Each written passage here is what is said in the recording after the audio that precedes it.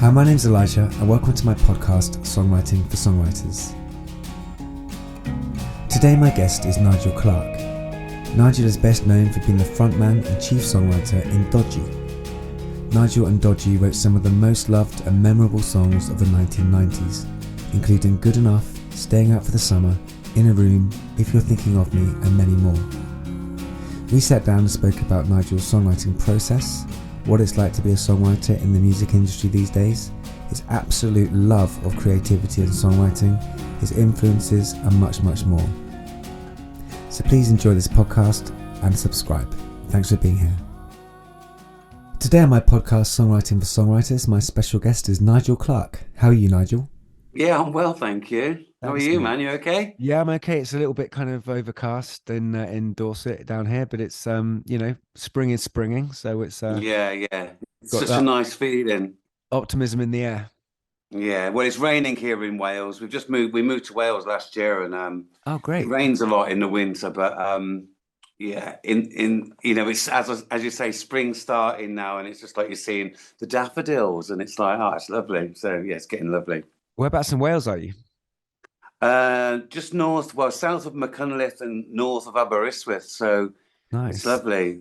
Yeah, down by Borth actually. So at the Cambrian Mountains. So I've got Beautiful one. so I've got a studio here that I'm sort of planning on doing a lot of writing and finishing. I think it's like the end of the line for my songwriting, So it's kind of apt that you asked me to do this. So yeah, it's been on my mind a lot recently. What do you mean, the end of the line? You're just finishing some new songs? I think that the end of the line, meaning that I've spent so long sort of like just coming up with ideas, Yeah, and I realized that you do need other people to help you finish everything. It's right. not finished on your own. Do you know what I mean? I Even do. just to finish, it's like so.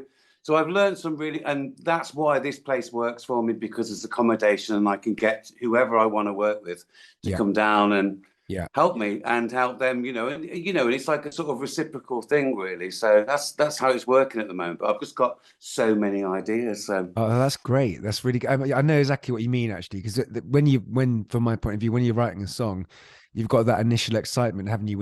It's your baby, and yeah, then you're turning it into a record, or you wonder which way it's going to go. It's one thing with an acoustic guitar, isn't it? But there's that part of the birthing process of songwriting. But then when it becomes a record, it almost gets born again as a song, doesn't it? With other people yeah. involved. And Yeah, no, totally. And I think that all of that, sorry, I probably hijacked your interview straight away by going in at the deep end, but it is, moving here was almost like a songwriter's choice, for me. It yeah, was like to get out of town to sort of, not that I was in a big town, I lived in a market town, but I've definitely moved away from everything. And I'm not, it's not that remote, but it's a different language, it's a different country, and so yeah. far it's been really brilliant. And it does feel it's been very productive as well, just being here and not having, you can just switch off from the world. And that's what Yeah. you need to do when you're a songwriter, I think I think sometimes. that's very true because I've spent the last 20 years in West Dorset and basically in the middle of nowhere with a studio. And I'm someone who gets distracted quite easily, by cities or, buzz or something. But in a way, the being in nature and seeing changing of the seasons, almost like your music in your head is soundtracking this space, and it gives you that space to think and just breathe and, allow it. Yeah. Do you know what I mean? I know exactly what you mean. And I find it being by the sea, because we live by the sea now. And I've always noticed that the tide becomes the timepiece. And it's so Nice. interesting that you sort of, when you're by the sea, you sort of almost, yeah, there's day and night, but you're also quite tidal. I've got dogs, so I like to take them down to the beach. Yeah. And once you know that tide thing, yeah, it's kind of an interesting concept, but it's all about breathing and sort of, you know, and like we say, finishing is so important. It's great having. I'm like one of those people as well. I have like a million ideas, and then I move on to the next one because it's like crack. Do you know Yeah, what I mean? yeah, It's yeah, so yeah, yeah, addictive. It's yeah, obviously it's so addictive, and it's like, especially when you bought a new guitar pedal or drum yeah. machine or vocal effects. Oh, I'll try that, and yeah, but it's a sort of, yes, it's a lifetime's work, really, being a songwriter and Oh, being a definitely. musician, especially a recording artist. But Absolutely. without a recording deal, it's like So, you know, who am I doing this for? Are you That's it. independent now then? Are you in an I independent kind mean, of situation? well, yeah, I would like to say I'm an independent because it's a nicer way of saying I'm unsigned. Yeah, yeah, So yeah. yeah, I'm an independent. Yeah, yeah, I have, and I released something a couple of years ago, which was a long time in the sort of making because I just lost faith in the industry. And let's say I haven't really found it back, but what I have found is the time to be able to create music and now to endeavor to like work with other people up and down the country. Yeah. Because I want to take my little van and take a little my studio out and just like guest Wicked. people on the recordings. I just feel that, you know, it's and get people here because in my old studio it was like literally a basement, tiny basement room. But this room's got, you know, I've got a drum kit in here and it's, you know, it's pretty self-contained, you know. So I'm very excited about what the future brings, really. I think you've nailed something there because I've got a similar setup where I've got a space to have people in and record, and it's kind of set up to be able to create every day. And what it sounds like what you're talking about is just, you know, record deal or not, the most important thing in your life outside of your family is your artistry and your songwriting. So you've got to have that space and place to be able to just do it because that's who you are, right? That's what you. Yeah. And, you know, and the other side of it, and what I really enjoy is, you know, I mean, I really enjoy playing live. So I play solo gigs. I go out with a band. You know, I did a lot of online gigs and I do a lot of electronic music, but I haven't really sort of figured out properly how to do that live as like a experimental. So working very far from the constraints of a song as we know it structure with you know, I sit down with an acoustic guitar on a piano and work some chords out with a melody, or it's very different when you work with electronics because you have to sort of like gently coerce them into another key or something, you Yeah, know. yeah. And I find it has different, you know, like we in songwriting, you talk about the intro, the verse, the middle eight and stuff, and re-entry, you call it all these things. In dance music, they have like the filter bit and the Yeah, hi-hat drop yeah, and you know the keyboard bit, and yeah. I like that, and I sort of but those are essential things you should know. But as music is, it's trying to keep someone's ear for that long, for Yeah, the attention. And in a club, it's quite easy because you've got the beat and that sort of stuff. But yeah, it's trying to keep someone's ear for more than a minute, I so you agree. And keep also, them interested. I agree. And also, I think with dance music, because I'm a big fan of dance music as well. I mean, grew up in the mid to late '90s, so there's a lot of that going on, and free raves in the wood and all sorts of things. But one of the Great. things that I love, yeah, it was great. But one of the things that I think as a songwriter, like you said, if you've got a piano or guitar and you're writing your verse chorus traditionally, that's one thing. But writing over a beat or a repetition and then where you have to get a melody, a verse melody or chorus or a bridge, whatever, and changing melodies over the same musical beat is a different skill set, isn't it? Because you've got, like you said, you've got to keep the ear, but you're doing it over Yeah. a repeating pattern, so it's a Yeah, different thing. yeah. I totally agree. And it's when, I mean, it's almost like, I mean, it's where you combine all those. You've got all these instruments, and they're all on pads, and you've got the bass, and you've got the melody, and you've got the strings, and you've got whatever you've got, and it's how you bring them in. You've got the Yeah, bass drum, you've got the snare drum, you've got the cowbell, you've got the hand clap. yeah, You know, it's yeah, and how you bring them all in. And you find that like after 5 minutes, you've just got everything in, and then you've got and then you like you say, it's almost like a melody mantra with dance music. yeah, I yeah, sort of yeah, get a chant, a 4 line yeah. sort of thing going, you know, and then sort of work from that. But yeah, it's very difficult, and it's very hard to say that's finished because I Mm. have nothing to reference it against, Yeah, you know. sure. There's a great thing I read actually about Nick McCabe from the Verve because obviously when he rejoined the Verve in Urban Hymns, had done a lot of work, and he was talking about Bittersweet Symphony because his background was a lot in electronic music and hip hop, which is what, Hmm. you know, he sort of came in and he spoke about this thing called loopitis, I think he called it, where when you just got everything going, what the trick is actually to take things out, and that's the kind of his take on Bittersweet Symphony was just to strip it back and take things out and bring them back in again, and that was actually the Yeah. kind of how to finish that track. And that is dance music. That is how it works with dance music. So you know, incorporating that in songwriting, which has always been there, do you either strum a chord and like not Yeah, strum a chord, but like, you know, get a rhythm going, strum a chord once, but the same melody could go over the top, yeah, you know. yeah, And it's I think the hard thing for songwriters, especially, you know, ones who are independent artists like myself and who do everything for themselves, you know, who have a studio, is Yeah, it's just having that focus to finish. I play new songs live now. You know, Yeah, I haven't that I'll record, but I'll have about six different style yeah, versions of them. If I'm yeah, honest, you know, I've got, you know, I can play you songs that it starts off on the piano and it ends up with a drum machine and it's gone through a folk song and over a few days, you know what I mean? You just come down, look at the lyrics and go, oh, I see it like this, you know. yeah, yeah, And I really enjoy that journey of the song where it is tried out in many different, you know, yeah, different styles. yeah.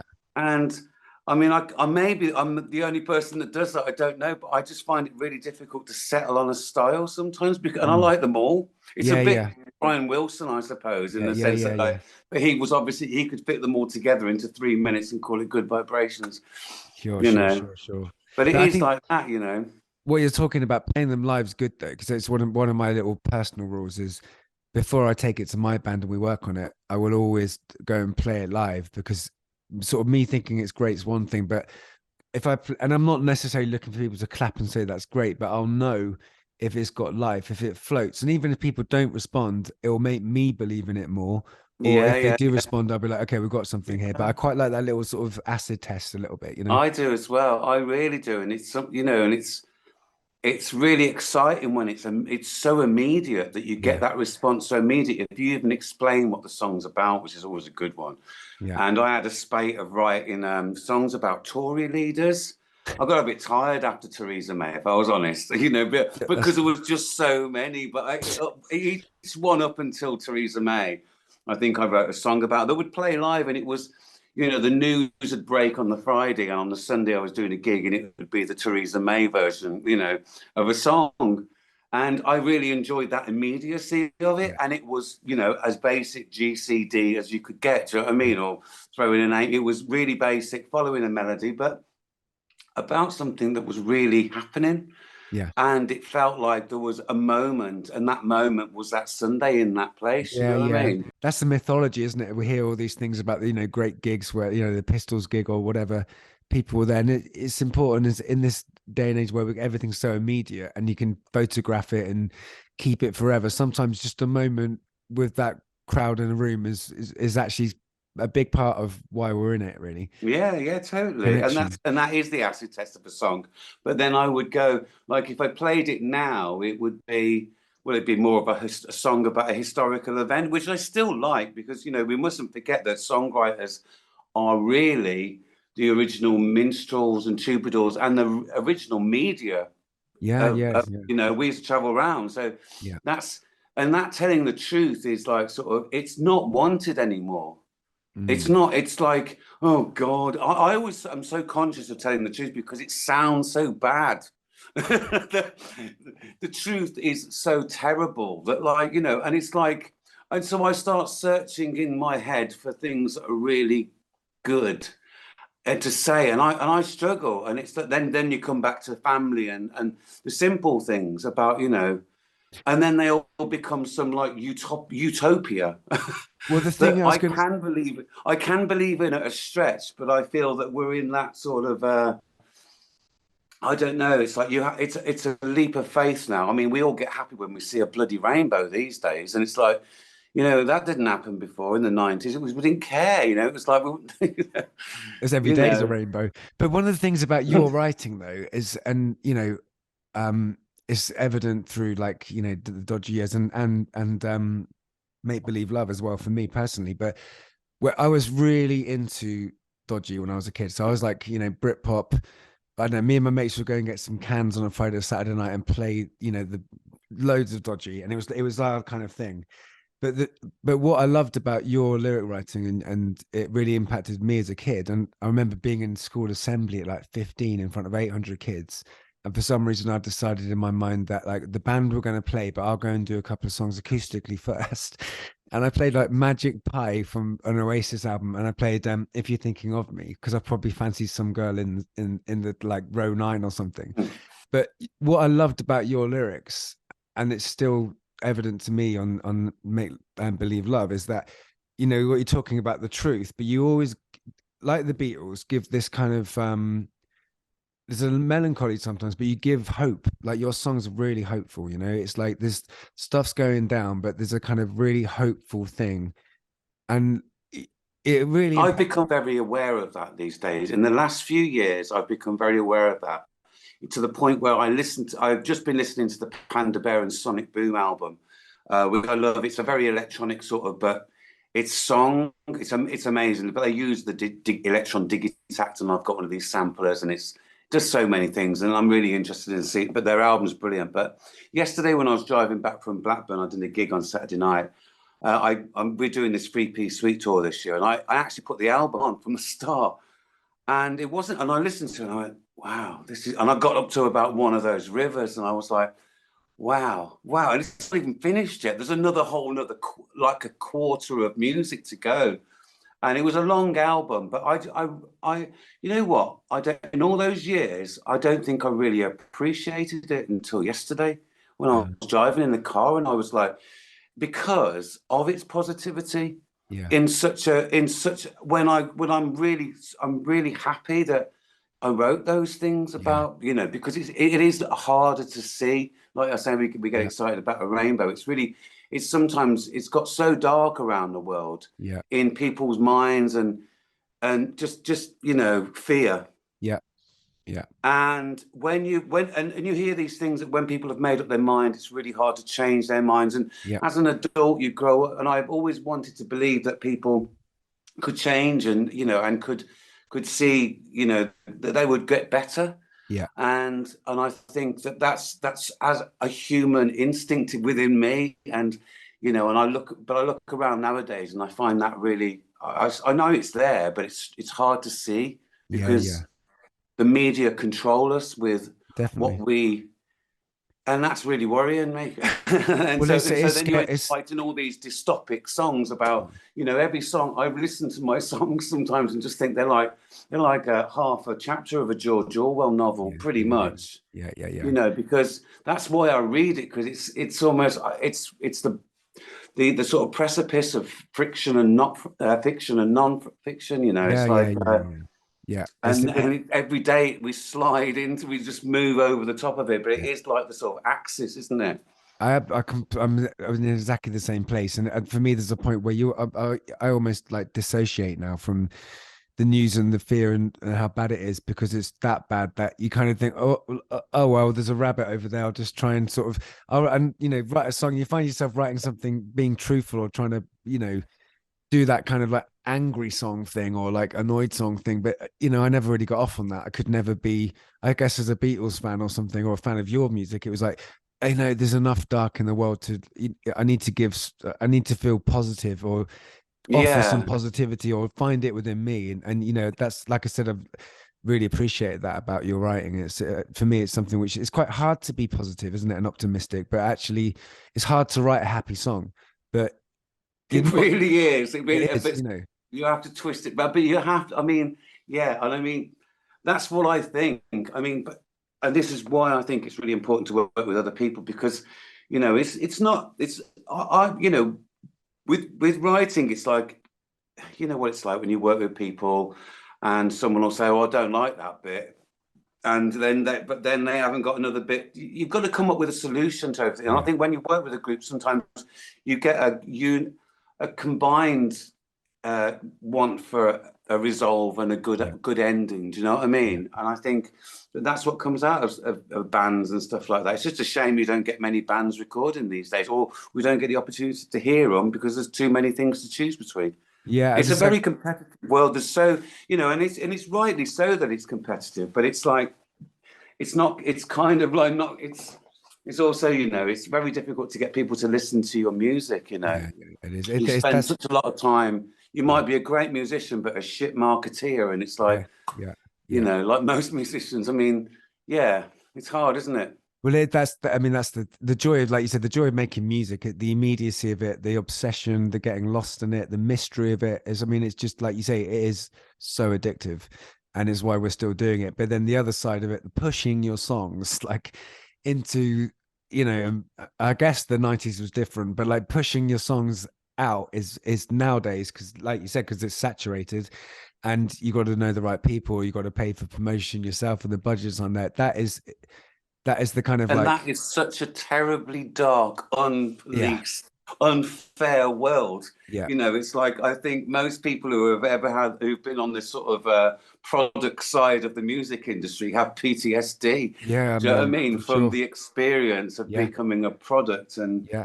you know, and in a way, it's like, yeah, I mean, I'm glad I'm out of that, but you know, it was their industry. It was the music industry, owns the music industry. yeah, yeah, Um, and you know, we were just a byproduct. And I mean, you know, people know our songs, but it's very difficult nowadays to sort of, you know, to do anything at the moment, really. Especially, I mean, especially for young bands who haven't, you know, who are, you know, starting out. You know, yeah. it'd be really difficult. This isn't punk rock, you know. This is like, I mean, maybe that will come out of it, the DIY thing, but. You know, we didn't worry about the price of electricity. Do you know what I mean? That's Really. true. It's true. It's absolutely. I mean, whilst it's easier to get a laptop and record, it's you're right that, yeah, I think, the conditions will, artists and musicians, especially after lockdown. And my daughter's 18, for example, and I'm fascinated to find out what that generation of 16 to 18-year-olds, their next 5 to 10 years of creativity is going to be awesome or interesting, because they're the first generation really since, I don't know, maybe the war, probably, where something has been so big and they were part of it. So to find out what they've got to say or come up with is going to be really interesting. If there's going to be a new movement, I think it's probably going to come out of what that generation have got to say, or what they invent or come up with. Yeah, yeah. I think it was we lived in this when sort of like the mods and rockers and punks and all that sort of ska rude boys, which was a brilliant time. I feel so fortunate that within the space of 4 years I could have been all of those things Yeah, and had a yeah, circle of friends, you know, yeah, the innocence of that tribalism, you know. It's nowadays we're all individuals and we all, you know, it's like that's good, but I don't think we can handle that. And so you know, do you know what I mean? yeah. I I don't do. think we're set up to handle that. And we, you know, society needs guides and guidelines. Musicians break away from that form. We've always been like it. Do you know what I Right. mean? It's just everyone's like us now. Yeah, In a way, you know, they had the lockdown. It was like lockdown to me was I was planning yeah, to not work for 3 months and then we had lockdown. So I was already, it was like, oh, okay, it's fine. I was doing this anyway. yeah. Okay. No, what nice to So your intuition to take time off was pretty strong then.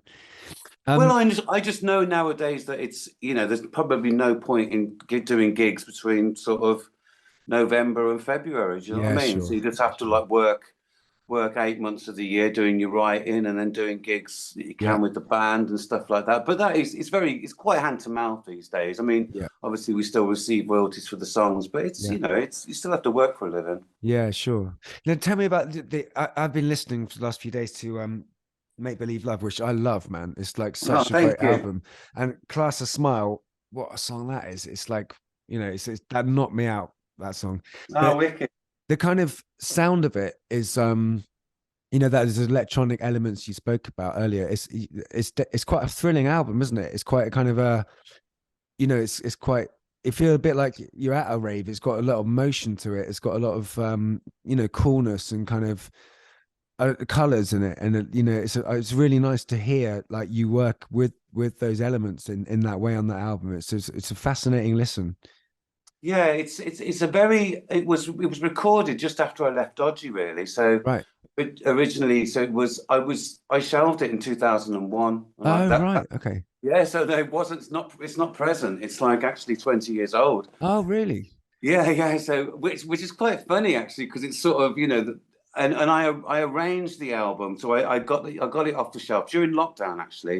As soon as we went into lockdown, I thought right, I'm in lockdown now. I'm not going to start writing a new album. I'm going to finish Make Believe Love. So I got all the masters and sort of arranged the sort of album, listened to that a few times, got the artwork together, and then just went, I'm going to put it out. And so started learning some Fantastic. of the songs to do live. And Great. it was a really brilliant little journey and to go through those songs that I'd written, post uh, sort of Dodgy, really. That would have been made at the basis of the next Dodgy album, I suppose. Fantastic.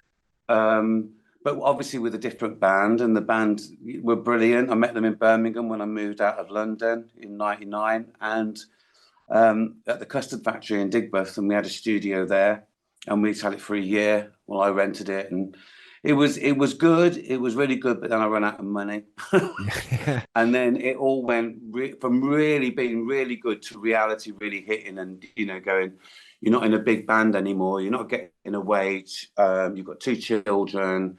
You can't afford to rent somewhere and do it. And I just went. And then I went to a record company and said, "Would you put this out?" And they went, "Yeah, definitely."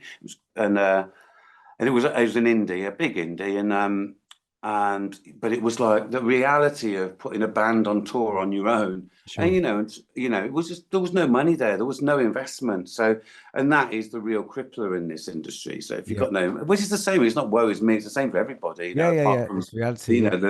and so you become self-sufficient. Yeah. You become self-sufficient, and it's like you're protective of your music. You can become protective, whereas before I just want everyone to hear it, and I still want everyone to hear it, but they've got to come and see me live almost, Yeah. at the moment. So when did you was there a moment when you in your youth where you decided, right, I'm going to be a songwriter? Was it something you fell into, or did you make a sort of definite decision like, this is my bag and I'm going for it? Yeah, it was probably there was a moment in time where I was a footballer, but I always used to get picked as the sweeper. Okay. Like the number 5, the sort of like, the tall number 5. They don't really have that position anymore. No. They don't, no, it doesn't exist anymore. No, it doesn't really. I used to have a shot occasionally from about 40 yards and score in the corner, but like apart from that. And the problem is, and the good thing, you're supposed to be really good in the air if you're a sweeper. And I just didn't like heading the ball because it hurt. So, I'd had too many winters, and I knew it, and so at the same time, I can't remember. I was getting into music, and anyway, I love football. And my boss, my football captain, stopped me from playing in the final, which we played in all of them, and I just got a real sort of negativity towards the unfairness of being at school, all that. Just felt it was really childish and really unfair of them. So I sort of pretty much switched and just got right into music straight away. Sort of, and once I got into, my brother and sister who were older than me were big into, I spent a lot of different music, really, like a lot of rock, because we lived in the Midlands, so it was Led Zeppelin. Was one, we had I'm born in Headless Cross, where John Bonham was born in Redditch, so it was like a rock sort of place to live, and so Led Zeppelin a lot and Black Sabbath, and then when punk came out, sort of, I got into, I suppose, the Sex Pistols and Pill and the Clash and the Jam, like everyone else, and that was it. I just felt that like it was the music for me, and I had a voice. And I remember writing my first song when I was thinking about it the other day. I hate school, and I was about 13. And was that the name of the song? Yeah. I hate school, and it was like, I remember writing the chords on dots, and I thought I'd read them the next day and go, "Oh, know how to play the chords and stuff like that." But it was a borrowed guitar anyway, so I had to pay for my own. And I can remember. I remember just the joy, because I've always been one of those people that's not. I like being on my own. Yeah. I sort of relish in the fact that I've got music. I don't feel like I'm on my own when I do music. I've got some dogs, and my wife works at home sometimes and works away, but I cherish those moments where I'm alone. I mean, obviously it's not all the time. I get things done when I'm on my own. I can turn it up a bit and just get recording and not think, and sort of. Yeah, so I've been really productive. That's my sort of thing, anyway. Awesome, Going back to Make Believe Love, I probably went off track there a bit. No, at all. It's good. Any way you want to go with it is good with me. So within the Dodgy the dynamic and group, were they always like you'd take a song written to them and then you'd work it out? Was it collaborative writing, or was it generally like you wrote the song and then you flesh it out? It's definitely collaborative writing. It was definitely, I'd have, normally the idea, the initial idea, or sometimes the actual song, the whole song. It was very dependent on Three Piece Suite, which was like that was our third album in 3 years, I suppose. So I mean, we were like with the Beatles then, like, oh, yeah, come on, we can do this. Yeah. But obviously not, but I think 93, 94 and 96. So yeah, in four years or something like that. But by the third album, and after a sort of pretty extensive tour of Homegrown, you're sort of, I mean, I've always had a lot of songs because I've always done this, regardless of being signed or anything. I chose to do this, and it's like I say, now I'm in a position where I can go out and do gigs and fund it. But back then, so I've just lost my track of I've just lost my track of what I was thinking about. That's cool. I can't remember. Can you remind me? Yeah, just the collaboration process element of it, really. With the band. Yeah. Yeah. So obviously with Three Piece Suite. Sorry, I just went off on the tour thing. Cool, man. With Three Piece Suite, we were living by the studio, and in Wessex in London, and we'd come in. We had in a room. I think we'd been doing that, or we hadn't been playing it live, but I'd been writing it, and that was the first one. And then I'd been sort of writing. Yeah, all the ideas, but they were unfinished because you just didn't have time because you were away, and we just had a baby, Marley, and it was like, it was a busy household. But yeah, I was going home after the studio and listening to my tape in the dining room while Jackie's asleep with the baby, and like going, "What, we can do this one tomorrow," and playing on my electric really quietly, and then going the next day and go, "We've got this one," and it would be like, it was a lot of that sort of thing, and then going into the studio and going, "I've got this idea," and then just jamming it through. If You're Thinking of Me was just a total live take. I remember recording If You're Thinking of Me. I just recorded the vocal and the guitar in one go. Great. With a click track. And I remember doing it, and I got to a point in it, because I probably the first time I'd ever played it through.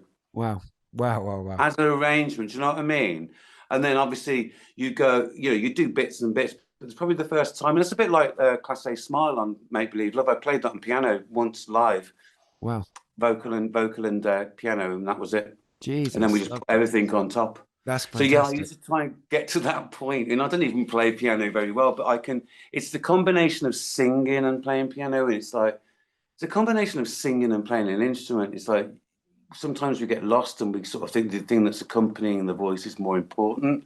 The voice is the most important thing. The song is the important thing. So yeah, it's kind of. But they do go together though, because if you're like recording a vocal without the instrument, it is a different feeling, isn't it? There's a connection to the instrument which helps you to sing, and and also when you've got a new song, there is that sort of feeling of like, I don't know, the first maybe month with it or something is like very pure, and then you move on to another song. So if you can capture the vocal in that first kind of month or so, or even the first few days, there is something there which is different from when you do it. Not overthought. It's not overcooked, is it? Yeah, so exactly. But going back to the collaboration of like Three Piece Suite. So things like UKRIP, I would bring in. We'd done it before actually, but it came from me messing with samplers and drum machines and just different things that I was into. It's like sort of, it's not a million miles away from one of Nina Simone's like down, down, down, down, down, down, down, down, down, down, down. Yeah. But it's not a million, and we said that, and then it's not a million miles away from Papua New Guinea by Future Sound of London. Yeah. So it had all these elements in it. That we didn't know was us, but it wasn't, it was, but then the message of the song is like, the dying of a country and how we've let it become this, because we failed to educate people on wanting more and wanting the best, and now we struggle to put great in front of Britain, it's hardly a united kingdom. Do you know what I mean? And that's the sort of, it's that sort of, and I think you can see it's almost that thing. Sometimes you can see too much and just like, oh shit, do you know what I mean? Sometimes you can't unsee it. Yeah. But what you do well with like Lennon did it, and it's like there's a sort of political aspect and a kind of telling of the truth, but it's like you want to empower people, don't you? I feel that I've always wanted to empower people because I know that if I'd have listened to anybody else, I would never have done what I'd done, what I did, what I went on to do, or what I'm still doing now. Yeah. And it was just going, you're gonna you're gonna fail at everything, in either way you do it. Failure is all around you. So why don't fail in something you love? Yeah, do you know what I mean? That's what I agree. thought. That's exactly what I mean. What I said to you know, my kid growing up, I feel exactly the same way. For me, there was that line when I was about, I don't know, 8 or 9. This dad bought me Dark Side of the Moon on cassette, and there was that line in Time, which is, then one day you'll find 10 years has got behind you, no one told you when to run. And I remember being like 8 or 9, going, you need to listen to that. You need to like try football, and if football doesn't work, do music, because you know it's like, and you know, I meet a lot of people that, you know, will say that as hard as it is sometimes as to be an independent or to do music, sometimes you hit some of the, I'm sure you'll be aware, sometimes people will say, oh, I wish I could do what I love, and you kind of feel, well, like, I always want to go, you can, you know, like, just pick it and do it, man. Like, yeah, you can. You just got to be brave, thick-skinned, bit stupid, but you know, in some ways you've got to be a little bit. But at the end of the day, I mean, it is. I managed 2 or 3 years, you know, doing well in it, but it is their business, and you know, they can make it very difficult for you, and you know, they didn't, but the business always gets in the way. Do you know what I mean? It was unfortunate that, you know, that's became the focus, because they come in with the big bucks. Do you know what I mean? And it's like, and big, you know what big bucks do? They just freak everybody out, and everyone goes, you know. No, it's true. It's almost like big bucks is anti what you should be doing. Absolutely. And that's why I liked that Beatles program, because they were all millionaires, yet they were going into the studio, because the thing is, they still had to write and finish songs. I loved it. And there was no one, you couldn't tell that those guys were rich or not. Now that's very rare. You know, it is very rare. But the thing about that Beatles thing, which I love the most, is like you're saying, like, every day there's idea I need to create. I think like White Album at that time, the Get Back documentary we're talking about, kids, if you're listening, that White Album was out. I think it was #1 in November or something. So they had a few days off for Christmas. Then back in January, I don't know, the 3rd or something ridiculous. It's like cold and Twickenham, and they're all there, like turning up to knock out some new songs. And it's that commitment too, which I know it drove like John and George nuts, but the commitment to it. It was brilliant, because it was what every band recognizes, that you have to do that. And you do only get a finite time of it, really.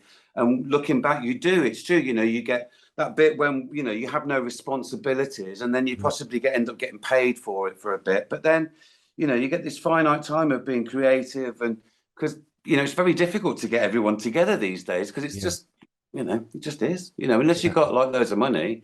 And that's why you have this finite time. Bands have about 2 years, and then you know, someone will say, the drummer's girlfriend will say, I don't want you to go because you never get any money, you know. And this great band, this great cultural band who we're talking about, don't get to get out there and see it, you know. It's just because there's no investment anymore, probably, in this country in that way, or something. I don't know what the answer is, and I hate not knowing what the answer is to the problems with the music industry. Well, you know, this sort of like IBS of the system, you know, blockage.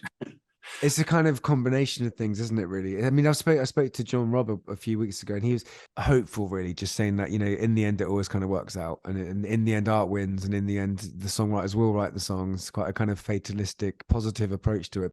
I think it's being aware of it. It's like you can talk about which is, you know, the elephant in the room, is the fact that venues are closing. It's one of the, you know, the Academy charge 25% on top of your merch, and just all these things that keep coming. And, you know, it's just, and, you know, and as an artist, I want to protect the audience. Yeah.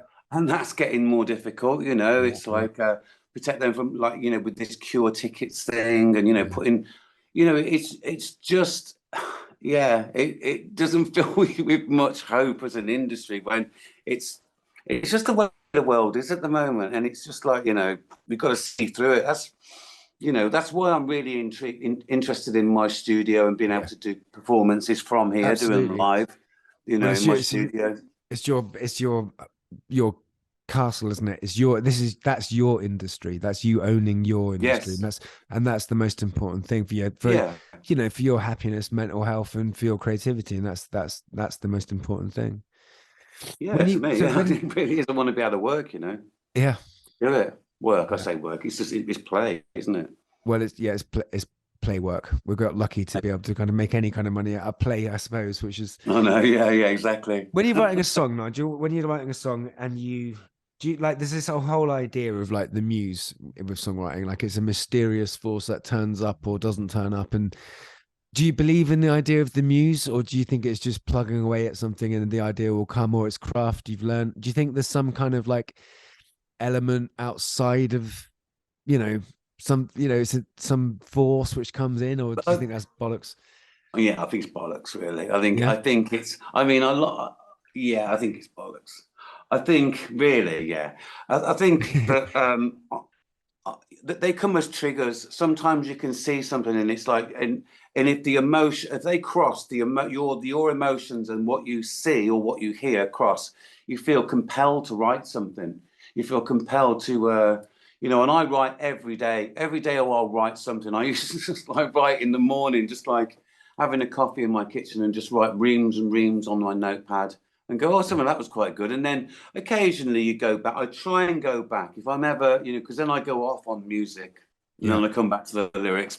Or sometimes I just write a song from what I've written in a notepad and just do it as a conversational piece with the bass guitar, which is quite a sort of non-dominant instrument with your vocal, you know. Yeah. So you have different processes. Sometimes it'll just be writing words. Sometimes it'll be electronic music. Sometimes it'll be you and a guitar. You have various processes going at the same time, day to day. And I'll loop a chorus. Sometimes I'll start a song with a chorus and have the harmonies and all that worked out. That was Found You, actually. So Found You, I had that all on a sampler. We should know better. We should know. And I had it all as a 3-part harmony, like the Monkeys, actually. Awesome. And that just went round. And then it went, and I was like, what's it got to go to? D. And then so I did, that was it. So I went into the studio the next day and I played him the chorus and then I want to go into D. And we just went doom, doom, doom, doom, doom. Then it just, that's how you get it. It's just like you open the door, don't you? Know? Absolutely, man. And that's like music. It's like, it's, you know, you can all hear it then, you know. Music's so much fun because when you all hear it, you know what it's going to go like and what it's going to be like, you know. And I love that. I just listen, you know. Yeah, I'm not a trained musician. I'm not a trained engineer or producer at all. It's just like the only thing I've ever done is listen, and that's what you're saying is like you just listen to other people's records and listen to the song, you know, and it will be there and tell you where it wants to go if you kind of you know. I do find that there's got to be some sort of processor because, or it's just now, I don't know why, but like I was saying, when I listened to 3-Piece Suite yesterday, because you know, so when I'm creating something, you're listening and you're guiding it to its completion. Yeah. But when you actually, then you go out and play it, you just do that, and it's really weird and I heard it, and I've always like sort of gone, oh, I don't like that album because it kind of was the last album, and it was tinged with a little bit of like, you know, problems that were on the horizon that needed to be dealt with, but we didn't talk about anything while we recorded it, and so there was a little bit of, I don't know about it. So, but until yesterday, you can keep going back and just stating that, like, you know, it was a joyous experience because possibly we live in, you know, it's maybe been a long winter this year, or, you know, it's just not, it's a bit bleaker in society. Do you know what I mean? And it just felt like a joyous, wow, this is really positive. And I really enjoyed that. I was able to be, you know, objective about it and stay away from it. Like far enough away from it to hear it as we and go, don't I sing high and things like that. I'm sure Hugh Jones he did a bit of that stuff on it, you know. I don't think that Inner Room's in the right bloody place. I think it's for, you know, he's sped that up a touch, or I don't know. I mean, you know, those big smash hits, which they were huge, man, like, you know, and still today they're just on all the time, you know. It's like going to a shop or a radio or whatever, it's they're on the radio, you know, people know those songs. Obviously must be, I mean, a joyous thing for you to know that people connect to your songs in that way. But as a songwriter, you know, I've not had a big hit, so, but I know through, like, you know, my own level, there's certain songs that are the bigger ones, which sometimes feel like a bit of an albatross around you. But when you're a writer after those big hits, did you find you had to kind of like, was it a pressure to live up to that, or was it just like on to the next one and here we go? Oh God. I think what I found was I like to think of it as like there was a time for about 2 weeks in '95 and about 3 weeks or 4 weeks in '96 where we were part of the soundtrack for the country. Yeah, absolutely. And further afield. And that kind of makes me feel like, you know, it's like, yeah, you kind of, they can't take that from you. Not now, anyway. They can't take that from you. That's like, you know, that's a big thing, man. Like, yeah. And I guess I think a lot of writers, you know, or bands aim for that, but it's, you know, I don't think you can aim for that. I think it just happens, like, you know, it's like the sort of after effect, or what happens when, you know, it all happens. Yeah, it spreads out. And you can't think about that. But when in retrospect, looking back at it, that's what it was. And I'm never going to be able to replicate that again. You know, so but that was an accident anyway. So why would I? My success is valued in how I've done on the next song, or the song that I'm writing. Yeah. You know, does it say what I want to say? Is it, you know, and I probably, one of the unfortunate things about the industry now is I probably could do with a few more deadlines. Like, we need this done by tomorrow. And but in the back of my mind, I'm going, yeah, but they don't really do it, because it's the they is you, Nigel. You're just making the job. You know, so I've got these fake. And then when someone says, you know, what Matthew says, you need a deadline, I'm going to give you a deadline, I go, yeah, but what's that based on? You don't know. Do you know what I mean? So I've got an answer for everything. So it's like, I'm a very tricky character in that way. I am my own person. I'm my own, you know, unfortunately for other people, this is the way I work, you know. Well, I think it's quite good that, I mean, like, from hearing you speak about your different processes and stuff, I think sometimes use the deadline, sometimes don't. You know, it's like I can get like that. I'll just imagine a deadline, or think there's a deadline, or think, and then go crazy on it. And then sometimes be like, there is no deadline, man. It's all just whatever you're doing from day to day. But sometimes putting the pressure on for whatever reason, and maybe it's just because I know I need it, I'll put a deadline in place, and it's, you know, it's quite a good thing sometimes to kind of get on and just, you know, crack through. I've got this idea, right? So I've got this sort of mixing desk thing. It's a Tascam mixing desk, and I've got a computer and all those sort of things. And the computer I find I kind of like that as the end of the road, just when I'm finally going to get ready to record it. But all my ideas are done on this machine that you record to a set SD card. Right. And so you record into that, and you can record like 16, 18 tracks at once if you're using the electronic stuff. But what I'm doing is I'm sort of like starting a song at zero and just starting recording. Then I do start writing a song and recording it. Just piano, and then it'll go, you know, the next day I'll go in and do an acoustic and on another version, or just start again and just read the same. But you get these 5 different versions. But then when you listen to them back, you pick the bass up and you start putting bass down on them. And it's sort of like, I know it sounds like bloody madness, doesn't it? But it's actually really good, because you're sort of like, I mean, they're not final recordings, but, you know, you're learning about the music. You're sort of like learning different styles of it, you know. And it's, I think that's it's a really good thing. And actually, like, in the, you know, recording these podcasts, people have got different process. I've not heard anyone say that. Well, they'll start that way, or try four or five different ideas. I just can't sort of, I mean, so I could do my song in all the time in a sort of country way, Townes Van Zandt sort of style. Yeah.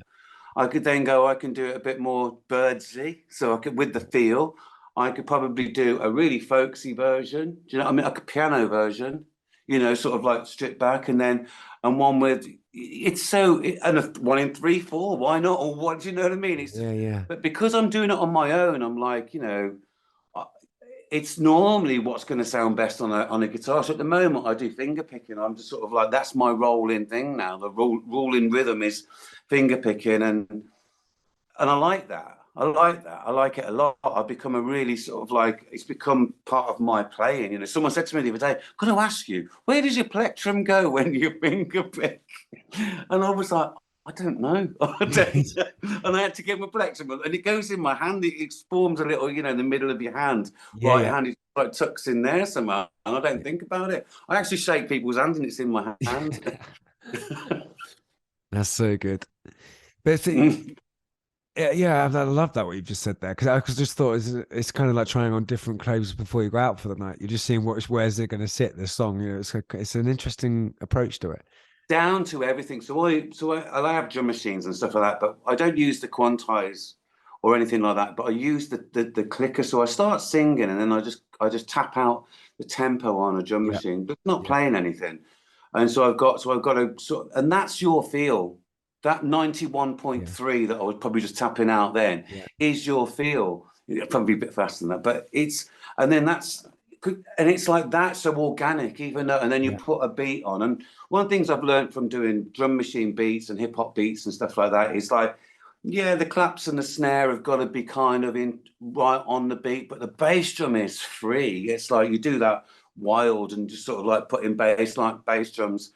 And I like that process with finger picking, and it's like, so that's another style. And that will take a day. Do you know what I mean? But I've got no deadline. It's like, I don't know. But I like this process. It keeps me, why not have a song 5 times, same lyrics, different melody, different music? Yeah, I love it, man. It's like it's just like Willy Wonka, isn't it? It's just like, there you go. You're just in your place doing what you do, and the joy. I mean, what's great to hear is the joy, because sometimes we all can.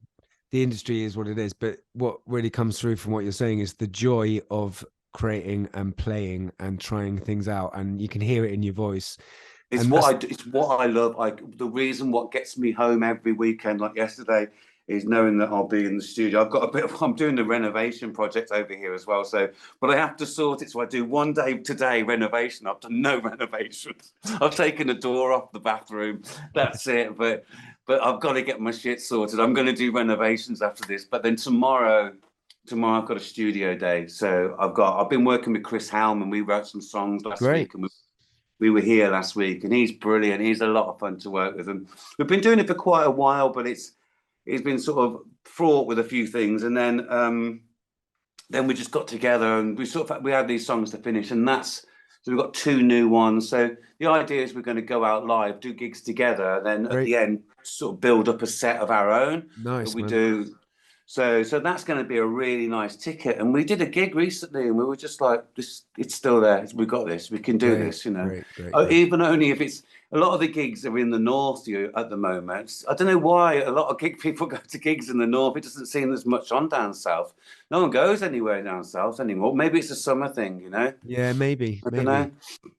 So you writing songs? I mean, you obviously write all the time, but have you got like a solo album or Dodgy album coming up, or thinking about that, or are you just playing?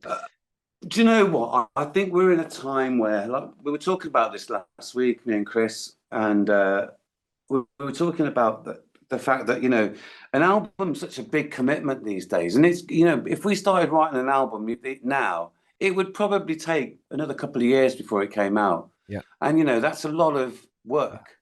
So what we're thinking is just doing like an EP or 3 tracks or something like that, setting up with that and just going.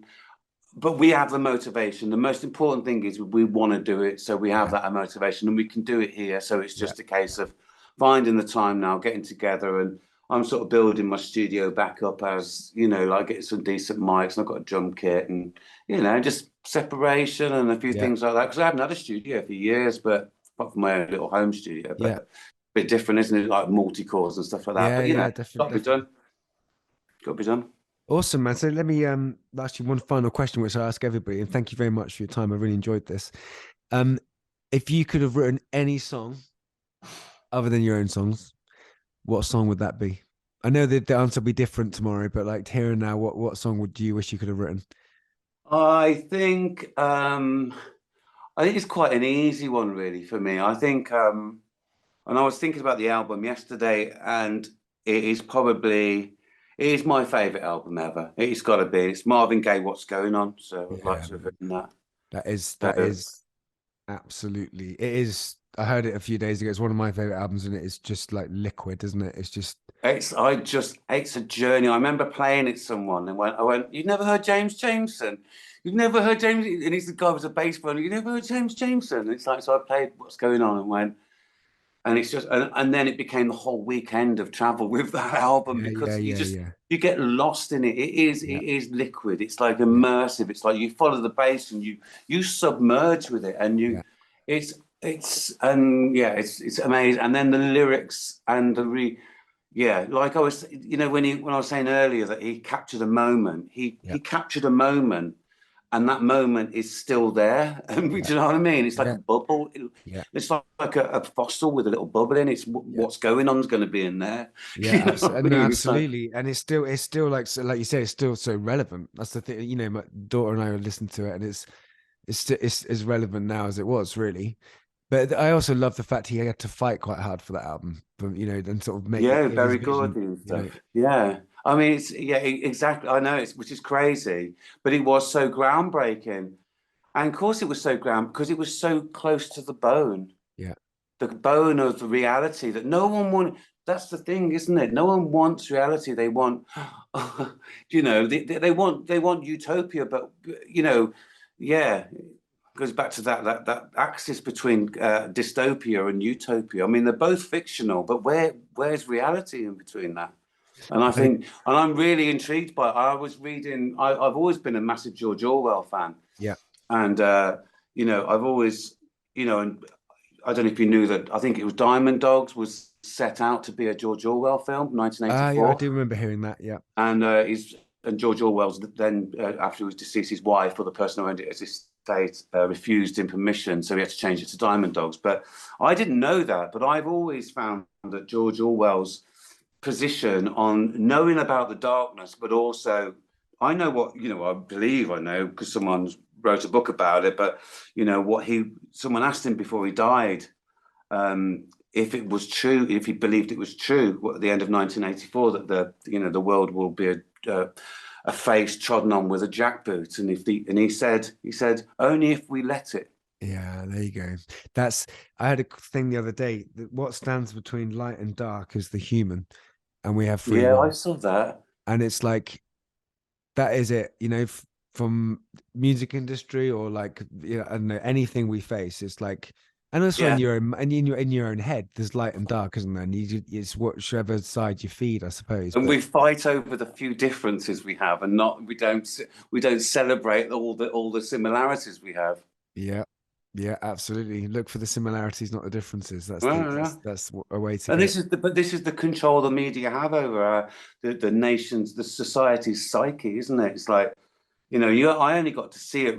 Not only got to see it, I've always seen it, but being in Wales and where I am, you do feel very far. You feel 2.5 hours from civilization, really. Yeah. But and I know I'm not, but it's just like you are in a way. You're 2.5 hours from, you know, a town or a big city anyway, sort of thing. Yeah. Just don't like it. It's cleaner air. You know what? That's the thing. It is like that. It's cleaner. You can taste it and inhale it. It is cleaner air. That's the truth. Mate, thank you so much for your time, mate. I really appreciate this. And it's been great, man. It's been lovely to talk to you.